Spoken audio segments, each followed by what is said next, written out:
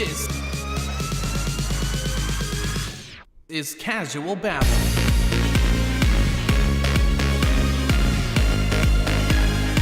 Good morning, you beautiful individual. Welcome back to the show. It is definitely a Monday. I'll tell you that right now. You're enjoying, my name is BC Babbles, and you're enjoying Casual Babble, the Queen City's live streamed morning show and podcast, coming to you live from Ray City, USA. Good morning. It is Monday. Welcome back to the new work week. Let's get into the vibe this morning. Before we hop in, do not forget to like, comment, and subscribe. Hit the bell. That way you're always notified about future content on the show. And this is, of course, if you're on YouTube. And also, just to let you know, newest ASMR video is available for patrons on Patreon tier 2 and higher. Go check it out. Link will be in the link tree on any of my social medias, but I can go ahead and give you the link here momentarily in the chat. If you're on Podbean, do not forget to give us a follow there. And wherever you're listening to the show, hop into the chat and say hello. Let me know where you're coming in from. I'd love to hear from you and see that you are doing well thus far this morning. So let me go ahead and put those links. The Patreon and the Buy Me a Coffee links are in the chats. Go ahead and check those out if you're able to. Otherwise, if you are on your way into the office, be very careful. No unnecessary distractions aside from my beautiful voice while you're talking. Before we get too far into one of the new things actually I wanted to include in the show this morning as part of kind of the intro sequence is affirmations. I was talking last night to a couple of friends, and just in case you're not aware, I'm currently collaborating with 4 other podcasters around the Queen City, and we are putting together something that I think is going to be really, really special, something that I think will have a great, awesome impact on other prospective people or content creators within the Queen City. So be prepared for some news coming up here in the next kind of around the holidays, I think is when we will start talking about it. But we're putting together something very awesome, and I cannot wait to begin sharing it. But I was talking to a couple of my associates last night, and I told them, look, I don't know about you, but the imposter syndrome has been hitting me hard the past week. And if you're not aware of what essentially what imposter syndrome is, it's that voice in your head. If you're like a young entrepreneur, you're a young professional, and you have like real big ambitions, and you're trying to figure out how to map those big ambitions, and you become something larger than you realize in the future, the imposter syndrome is that little voice in your head telling you, who are you to think that you should be doing something this big? Who are you to think that you should be doing anything beyond the current confines of your career? You know, that's what imposter syndrome is. It's that voice that tries to convince you that you shouldn't be trying to be this big thing, that you shouldn't be trying to be anything beyond what is considered average. That's imposter syndrome, you know. And with me, you know, I've got big ambitions. I've got, you know, I want to launch my own business in the future. I have this show that is my brainchild. I love it so much, and I want to see it and the community that I engage grow so big with it, and it just becomes something really, really special. But the past week, it's just been hitting me so hard, that voice that's telling me like I shouldn't be trying to be this big thing, as though I'm not deserving of it, which doesn't make a lot of sense, you know. And granted, we all have our own, you know, negatives that we throw at ourselves every day, and that's aside from the negatives that our workplace or the world throws at us, and there are a plethora coming from so many sources, right? And it's just been, I don't know, like it's been putting extra hard in, like some extra effort into my psyche the past week. So after discussing this with my associates, one of the things I'm realizing, well, I kind of always knew it, but it's like it's being said to me a lot more, and it's a truth. I'll admit that it's truth. And maybe you experience this too, but I have a really hard time sometimes seeing the value in what I'm offering, right? Now, I'm working with this group of people. We've only known each other for, I think at this point, 6 or 7 months, because we, prior to deciding to collaborate with each other like we are now, we really only saw each other every other month when we would go to this kind of podcasting network event with this organization that we're members of.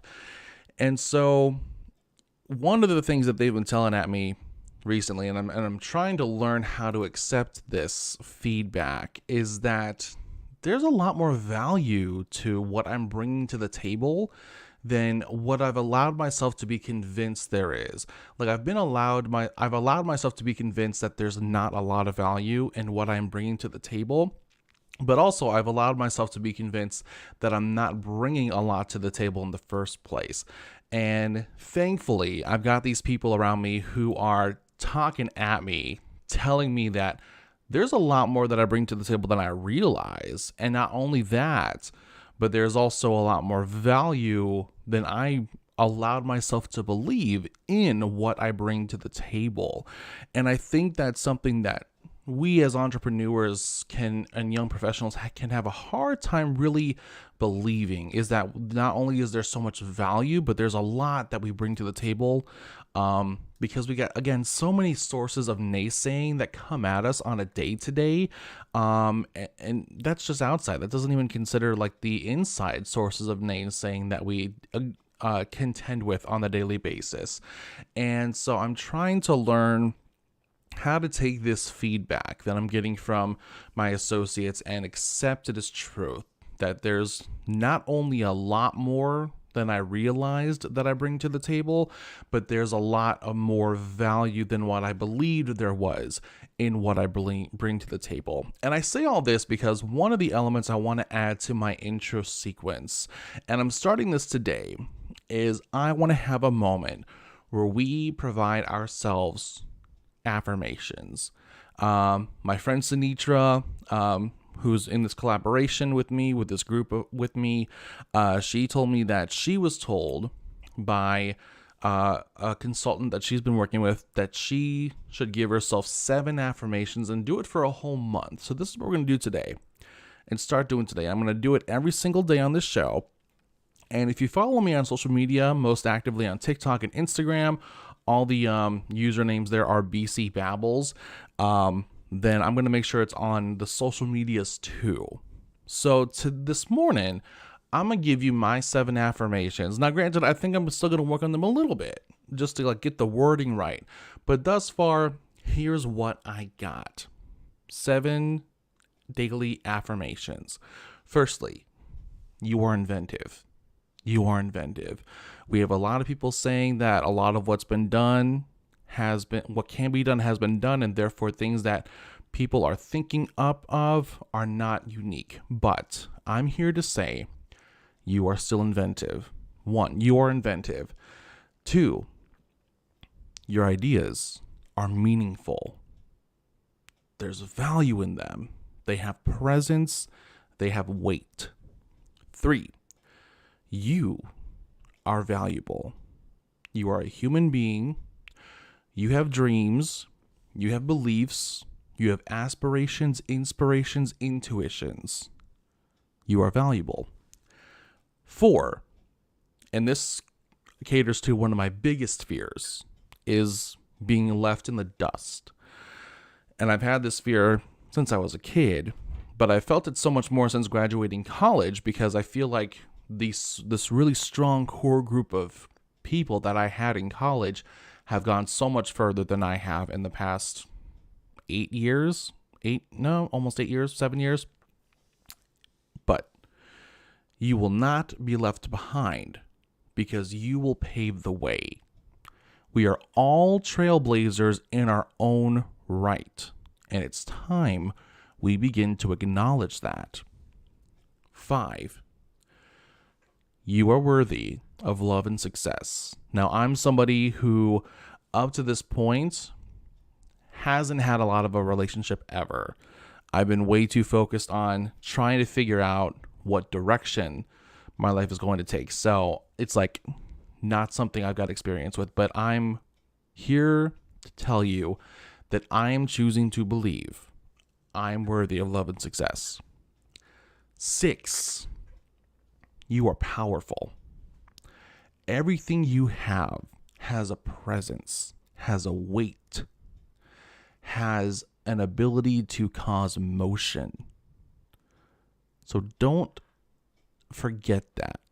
You can acknowledge that the world has plenty of naysayers that'll convince you that it's not as real as you think it is, but choose to consider the possibility that it is true, that you are powerful.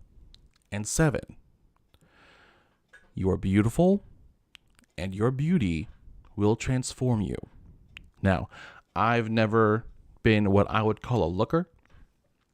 Well, that's a lie, because I've said on this show, I look back at pictures of myself in high school and I'm like, God damn, I was a cute kid.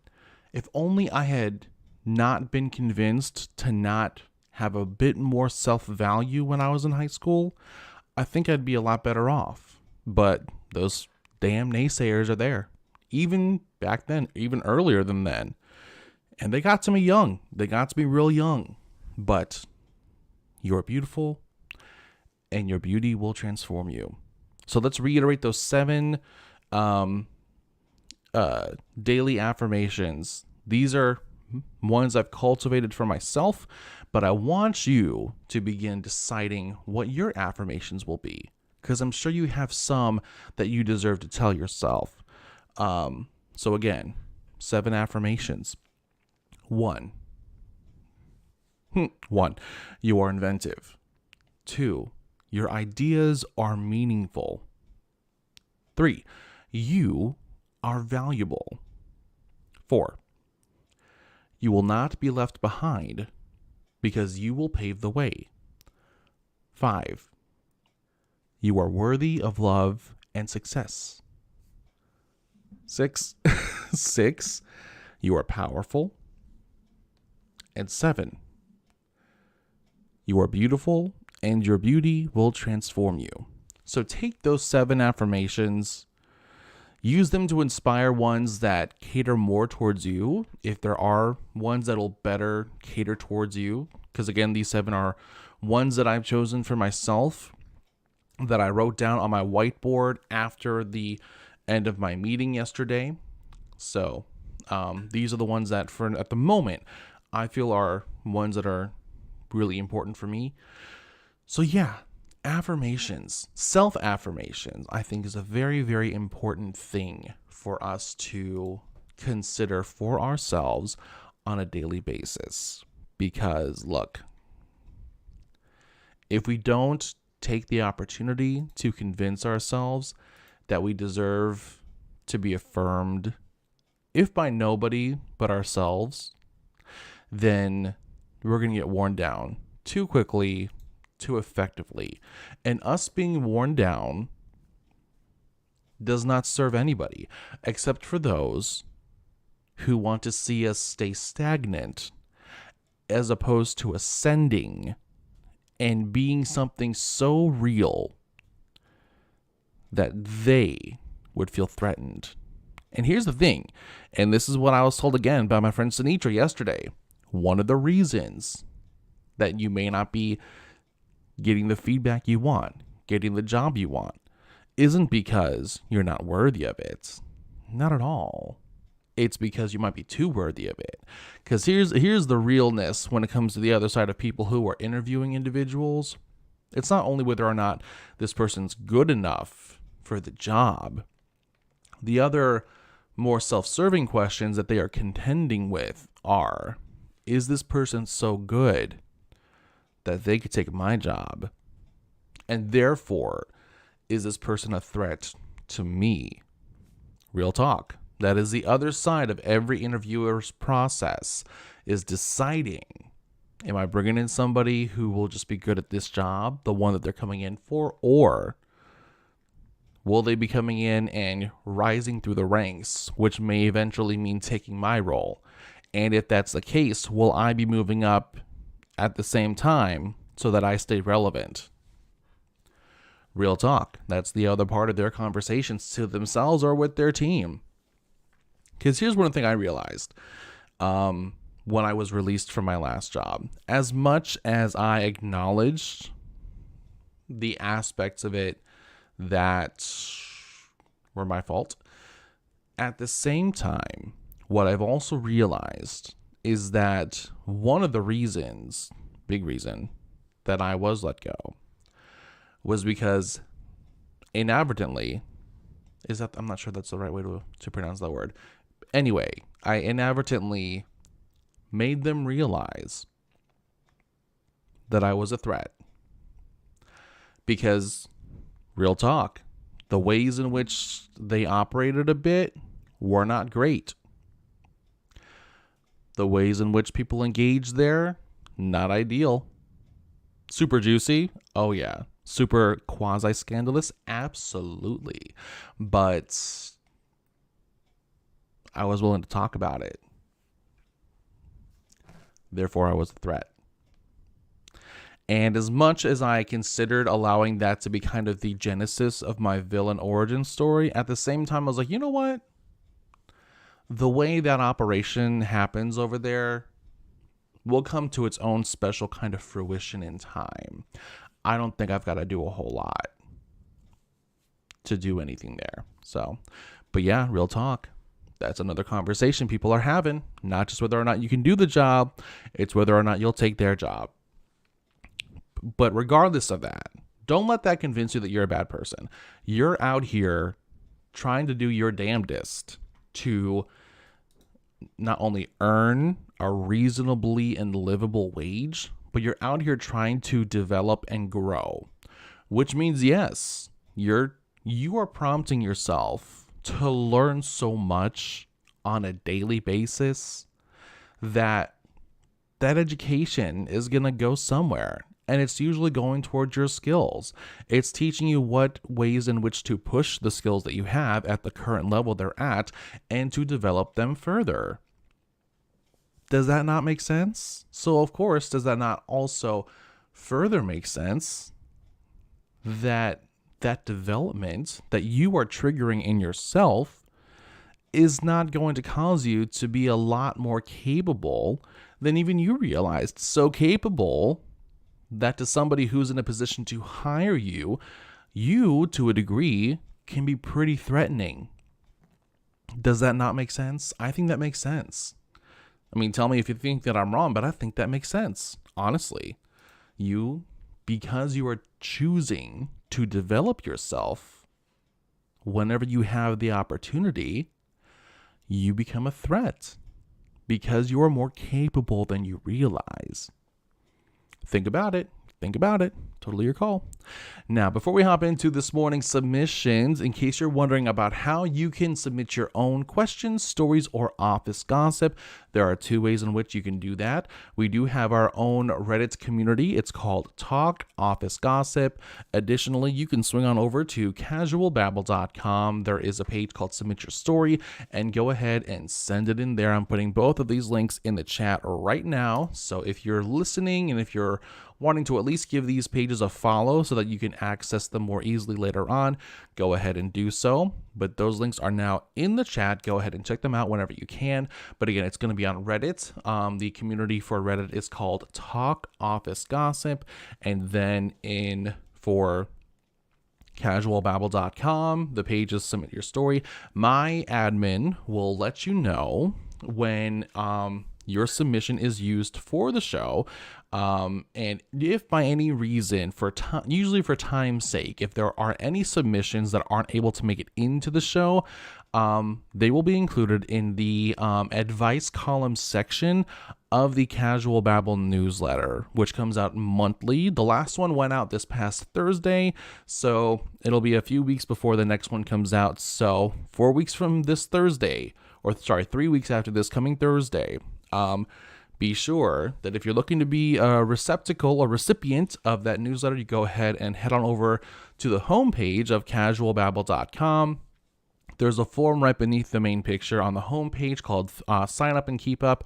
That is where you sign up for the newsletter. Again, the last one just came out this past Thursday, so you got a few weeks before the next one comes out. But I do highly suggest you sign up today just to make sure you're good to go. Gotta love it. All right, let's go ahead and hop into our submissions for this morning. Let's see here. First submission. Ooh, and I think I'm already getting vibes from it. The title for this one is, Was I Wrong for Taking a 2-hour lunch break on my last day of a job that I got laid off from? I'm going to say I don't think so, but let's get into this, right? Okay, so I worked at a public health department and was unexpectedly laid off without warning this Tuesday. It has been stressful as I'm the only one working with in my family, and I'm a female, 24 years old. I've been with the organization since January. I was told it was due to funding and how they wanted to keep full-time workers. I worked 4 days, so was part-time due to grad school. I noticed some shady stuff and felt nitpicked on at times. Anyway, yesterday was my last day and I drove to another city to pick up lunch and came back after 2 hours. The HR was upset with me and said it wasn't a good look, especially if I wanted to get my job back. I apologized to the HR afterwards as she hasn't replied. Was I wrong for it? So here's the thing. They're laying you off anyway. My kind of petty side would say, who cares? They're laying you off. It's your last day. Granted, I think if there was any chance of you to retain your job, even after that, they would have mentioned it before. So it sounds like they waited until this happened to mention that little tidbit, which might have just been a tactic on their end. Otherwise, I'd say, no, take a 3-hour lunch. It's not like they're going to be offering you any more after that day anyway. You know you're going to be getting laid off. So personally, what does that matter? I would have taken a 3-hour lunch. Shoot, I would have really enjoyed my break. Like I always say, take your breaks. And if they're being shady and if they're telling you beforehand, they're laying you off like the day of, enjoy your breaks. Enjoy your breaks. Hands down. No, I do not think you were in the wrong. Again, it sounds like them waiting until you did that to mention the possibility of retaining your job. Yeah, that sounds to me like a tactic. So I wouldn't worry about that for a second. All right, next submission's title is called Moving from Hospitality. I can already vibe with this because hospitality is not my department. All right, so after a little over a year and a half working at a hotel, I'm finally going back to retail. Everything was fine until 5 months ago when I foolishly accepted an AGM position and was offered to me. It came with an abysmal pay raise. Love that.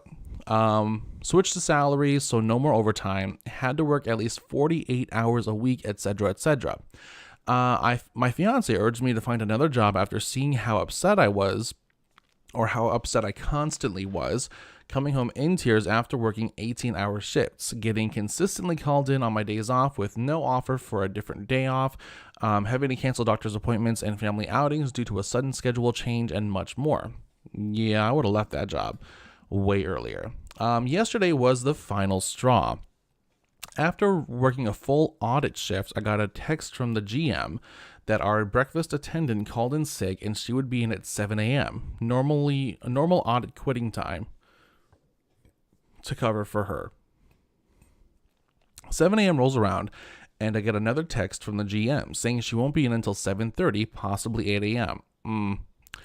That was fine. I really didn't mind staying an extra hour. Another hour passes and the GM still isn't here. I get a final text saying she won't be coming in at all and that I'll have to cover the rest of the shift. Oh, no ma'am. No ma'am. That's not happening with me today. I responded by telling her that I was putting in my 2 weeks notice effective immediately. Hell yes. That is the vibe. Absolutely. Firstly, you're going to be getting an abysmal pay raise for becoming an assistant general manager. An abysmal pay raise. You can't take your days off because people keep calling out or some stupid stuff like that. You're canceling a doctor's appointments. No. Let's hop on that for a second. You're canceling doctor's appointments? Absolutely not. Here's my thing. You know what? As much as I am totally for the young professional wanting to show up and be present and prove that they are worthy of not only the job that they have, but they are worthy of better jobs to come at the same time. And this is why I harp on anyone who is not enjoying their breaks, why I'm willing to consult anyone who's trying to learn how to disengage from work, like when you're at home and you're off, especially when you're like feeling run down already. Do not put the job before your health Absolutely. I don't care if it was just like to get a checkup or a physical. Do not put the job before your health. Absolutely not. Don't do that. Let's see here. Yes, but the vibe here I'm getting like effective today. I'm done. I don't even care if I got something lined up afterward. I'm done. Absolutely. But let's continue. This was not the first time that exact scenario had played out, but it sure as hell was going to be the last. Please be this vibe for me. Yes.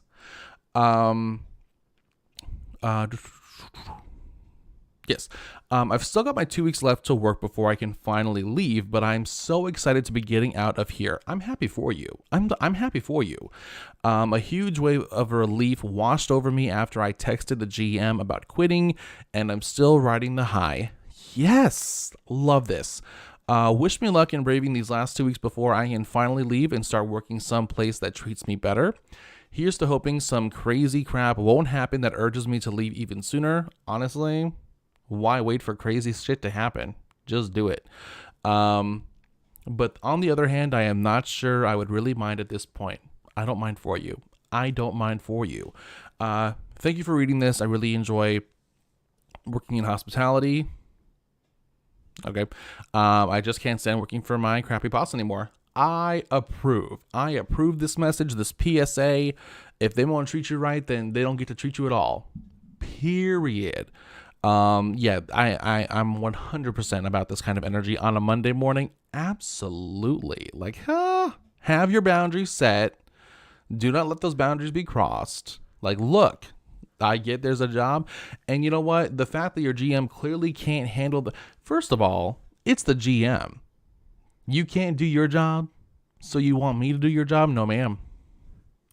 No, ma'am. And before I started reading this submission, like, hospitality is not for me. Not for me at all. Like, look here. She said something here that was going to get me thinking again. Like, oh, yeah. So when you said a huge wave of relief washed over you, like when I left hospitality, like I didn't lose a moment of sleep. I slept so well that night. In fact, because I had just worked a morning shift on my last day, 7 a.m. to 3. And here's the thing, in the I don't know if this is like cross hospitality in general, but I worked at a high-style apartment complex in Uptown Charlotte, right? And I know that hotel people can be a little uppity, but when you got certain kind of people who are able to at like 24 live in Uptown Charlotte, firstly, you're kind of like, what the hell kind of job do you have? Firstly, other times you realize that mom and daddy are definitely paying for you. Like, this is not your place, this is their place. I'm pretty sure it's their name on the lease. But when you got those kind of people who live there and are so much more entitled, holy crap. But yep, if that manager of mine, Elise, thinks that I lost a wink of sleep after that day, absolutely not. This submission, I may have to just keep this like somewhere like on my desktop as like a mantra, because this is so good. I love the energy here. Absolutely. I 100% approve this. This is great. Thank you so much for submitting the story. All right, so the next submission, a guest made sexual comments towards me, and now I'm questioning everything. Was it Ruby Rose? That'd be about the only person. Give me a think about it, because I'm for the men. I really am. Chris Evans make those kind of comments? Absolutely. Okay, so this happened a couple of nights ago, and I feel like I'm only just getting over it. I've worked as a nights manager for multiple hotels and have had to deal with a multitude of situations, but this guest unnerves me. He started offline and clearly very drunk and polite. He made normal conversation, but then his comments started to get sexual. He started making comments about my legs, my body, my hair, and how I should let it down. And at this point, I began telling him that he needed to go to bed. He said, I will, but just let me eat my pakora. I'm not sure what a pakora is. But then he went off the deep end and started making sexual innuendos about me and my team members having sex. Still, he refused to go to bed. Then he started asking what time I go off and if he could buy me flowers. Absolutely not. Boy, I'm about to hit you upside the head with something heavy and made of metal, and I'll claim you don't know what happened because you were drunk. Don't play with me. Thankfully, we have a second hotel only just next door, so I gave my team member a radio and grabbed the manager working next door to send the guest to bed. I have never had anyone make comments like this towards me. I don't get catcalled out in public. I don't get people flirty with me unless I'm just really dense, and it's not just something I've ever encountered. But it made me question myself as a nights manager. What if I didn't have the hotel next door? I should have been more forceful in sending him to bed, started threatening him with eviction or something. But I was just so incredibly uncomfortable and sick to my stomach that I couldn't stay at the desk any longer. Hey, here's the thing. You did not sign up to get sexually harassed by residents wherever you are. That is not in your job description. In fact, your job description typically says to maintain professional relations with both staff and residents. So if some idiot comes at you drunk, clearly not knowing how to in any way, shape, or form compose themselves, especially around people, and clearly this man is someone who probably ain't getting none. Probably some kind of, either he's definitely been divorced. No one worth their time is clearly going to be with this man. So this is not your fault. Honestly, so if you hadn't had the hotel next door, that means fists get to fly. I don't care what the regulations or the policies are. The second someone lays their hands on you, ma'am, is the second they better get that 1-2 pop. In rapid succession, just don't miss. Because here's the thing, he's already drunk, right? And so when I was in hospitality, we had this man who was so drunk. So, and he was drinking. He was a heavy drinker. And he got really bad around the anniversary of when his wife left him. And I don't know the story behind that, but he was drinking bad. Like the worst thing I ever saw, he came in, it was not even, let's see, it was a day where they had all three of us in, and it was a day where I was working with, y'all know Jasmine. Jasmine's been on the show, so she could tell you. But this man came in. It could not have been later than 1 p.m. Could not have been later, but this man was already sloshed, car parked, completely screwed up. He came in, barely able to walk through the front door. Did he come through the front door? Or did he come through the side door? I forget. But the way it's set up is that there's like the front desk, the front doors, and then like around the corner, technically behind the front desk is where the elevators are. And at some point, he kind of slouched his way around the corner and got into the room where the elevators were. And this man hit the floor. And the floor is freaking marble. And he started bleeding out. Like, it was bad. It was bad. This man, so drunk. But I say that to say, like, look, it's not in your control to have any say in how idiotic some of these people get when you're out and about and you're doing your job and they come in drunk. That is not something you can control. But I'll tell you this, if you didn't have the other hotel to call on, the other manager, the other concierge, that means the second he tries something is the second you get to use either your keyboard or a printer and start playing whack-a-mole with his head. Start playing whack-a-drunk, because you don't have to play that game. It's not in your job description to play that game. So that is my feedback to you on that. Don't let no one touch you. That is not what you're there for. Let's see here. All right, the next submission is titled "Not Returning to My Role."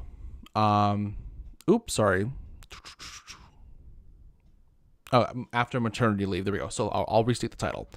So not returning to my role after maternity leave. Why is that word so hard? Maternity leave. There we go. Okay.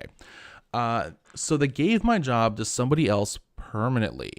I'm due to return to work in February and had a chat with my boss about what life will look like when I return.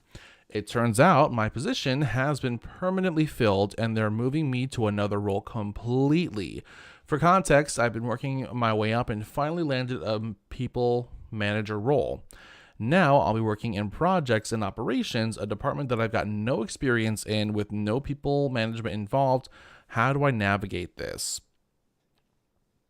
So one thing I would definitely confirm is if you're being given the same or like a comparable wage, because that's some bullshit. Like, I don't like policies or whatever. They know it's some bullshit. Here's the thing, and I would be worried here. I mean, it depends on your gauge and your awareness of your relationships with your management prior to this. Be like, look, like, consider for yourself whether or not they would be taking this as a chance to, and I'm going to be honest here, to let you go.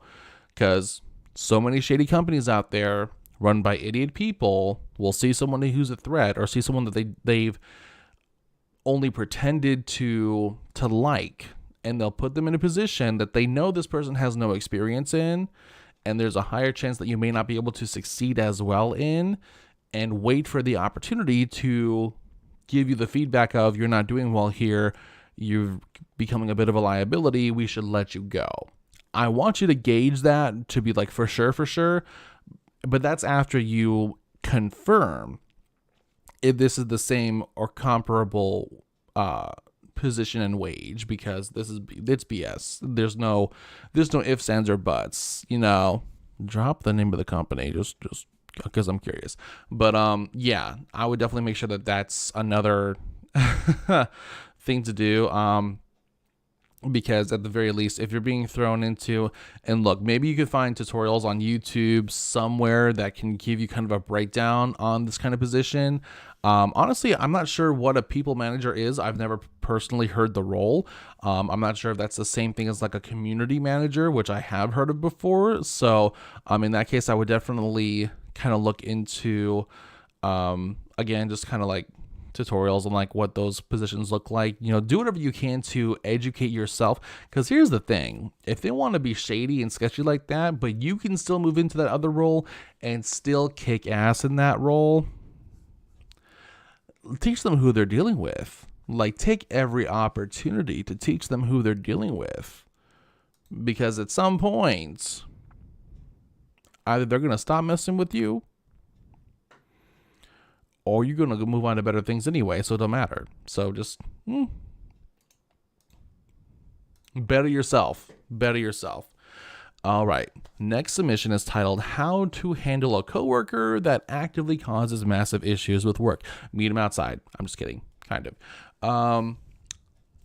So I work in an office environment. I'm going to be intentionally vague, but basically we do numbers and computer stuff and interact with the IRS a lot. Sounds like a bank, maybe.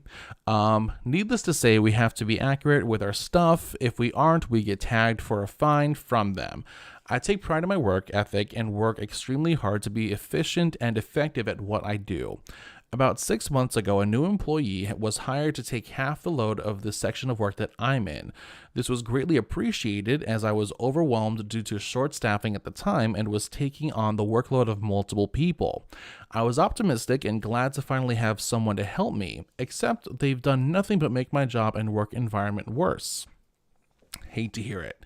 They don't understand how to use vital programs on a computer for our job, which is a requirement for this job, actually. So I'm wondering how they got hired. And because this is consistently deleting, and because of this, they consistently delete formulas, references, and other data that I or another worker has to go back, find, and repair. Nope, no sir. Fix it. They never understand why things aren't working out and get defensive if errors are pointed out. I've tried hard to watch and go back over their work when they finish, but without physical documents to compare it to, there's only so much I can spot. Our company has been fined multiple times over mistakes that have been made by this person that I couldn't catch. This never happened before, and it's got me stressed the fuck out. I approve, very much so. At first, I didn't mind having to go in and correct things for a new person. They're new; it's part of the learning process. But it is the same thing every day for 6 months. They never remember how to do our job and expect someone to do their work for them and come over to guide them through it step by step every single day. And it's never a simple do this answer. We have to physically point on the screen where to get them to understand where they click. I have expressed my frustration multiple times to the supervisor because I cannot fathom why we are keeping somebody who actively cannot do this job despite having it for 6 months. The only solution made was to push most of that work back onto the rest of us. Why'd you hire this person, dude? Bank? Clearly some kind of bank or financial institution. And do they have a designated, someone who actually trains them, like a corporate trainer? What are you doing, company? Come on. It's to the point now where they have interfered with my work enough that I genuinely want to quit. I love this job, but now I dread coming in on the days we work together because it means that in addition to my own workload, I have to worry about theirs as well, which shouldn't be your job. After 6 months? No. Every pause I get, I go in to make sure things aren't messed up so that we aren't here all night trying to figure out what they did.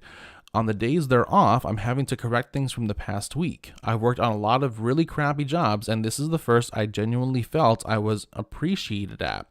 But now I'm being paid the same rate as someone with zero problem-solving skills and a knack for screwing things up.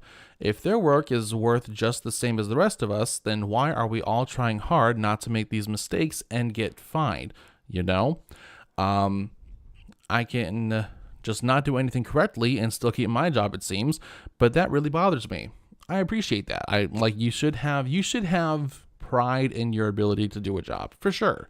And the fact that this person is here and they've not been let go yet speaks to the company, does not speak to you. Anyway, am I wrong to be upset? No.